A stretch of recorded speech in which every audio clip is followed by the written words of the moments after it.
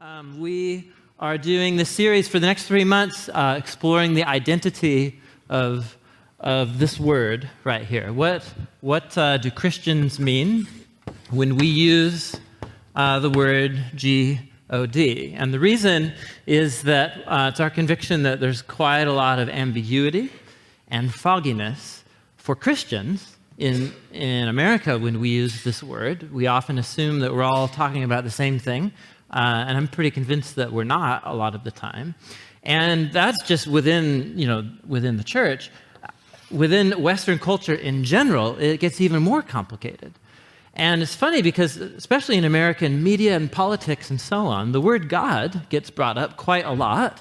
And the general assumption is we all know what we're talking about when we use that word, or that we're all talking about the same being or the same thing.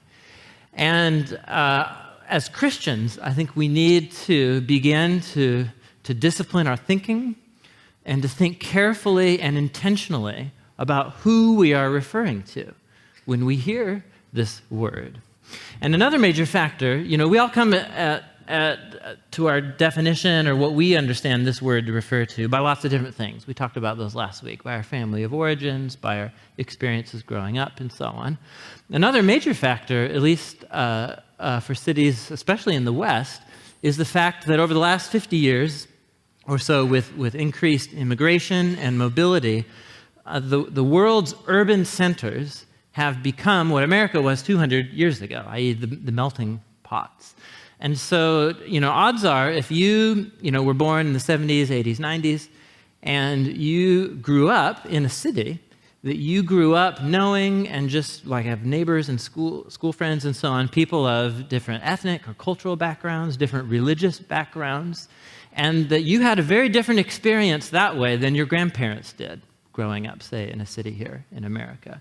Our cities are much more diverse. And so you have a Chinese Buddhist, or you have a Catholic from South America or something, from Costa Rica, and you have a Hindu from India, and then you have you, wherever you happen to grow up, and people learn English and what all these different religious backgrounds and so on, and we have one word to talk about God.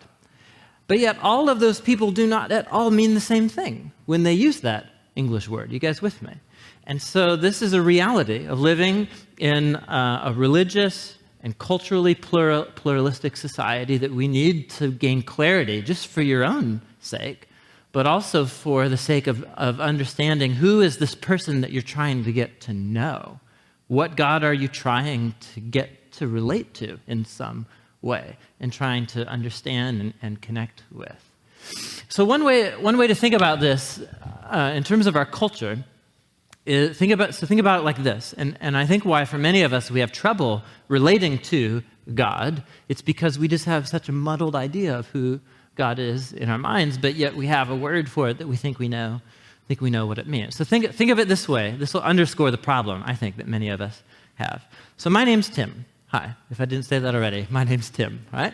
So Portland's it's not the biggest city in the U.S. by a long shot. Medium city, large city? I was just thinking about this the other day. Large, small, medium. Those are your three options.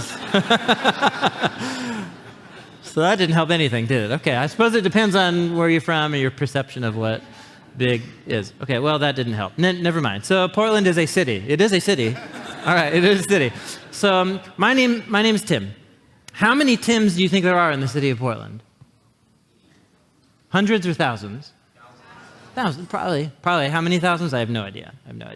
So using the word Tim, if you're in, how many Tims in the room right now? Any other Tims? Hey there. Hey man, how's it going? Any others? You and me. All right. So that's great. That's a great example. So right in this room right now, the word Tim will not be helpful, because we're both going to go, what? If we say our name.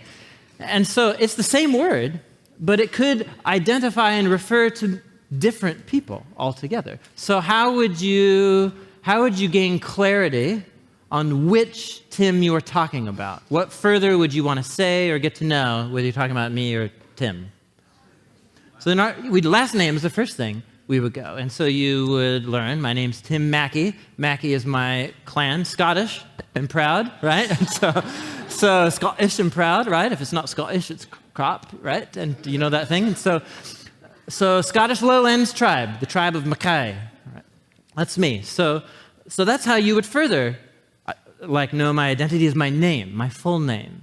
So that would get you a step of the way there until you discover that there are actually a handful of Tim Mackeys in the city of Portland. Like, not a small number, actually. I discovered that a long time ago. And so how would you further clarify what Tim Mackey you were talking about? And you can't say middle name. Pretend middle names don't exist right now. That's a loophole in my argument. But so pretend middle names don't exist. How would you go about doing that? You could do a number of ways. The easiest one would be to tell my story. Which Tim Mackey are you talking about? The one who was born at Adventist Hospital, grew up on Southeast 22nd and Hawthorne, and went to such and such a school. You would tell someone's story. That's how we identify people. By someone's name and by someone's story. Are you with me? This is not complicated. You're not really learning anything right now, right? But this is so commonplace when it comes to people that it's funny that we never think to use the same type of categories or ideas when we're talking about this word right here. So, what God are we talking about? Well, I guess it would help to know this God's story to help you identify what particular God we're talking about, and also to know if this God has a more specific name other than the generic title of deity, right? Or God. And as Christians, both of those are incredibly important things both to know and to learn and to internalize, that the God that we worship, revealed in Jesus, has a name and a story.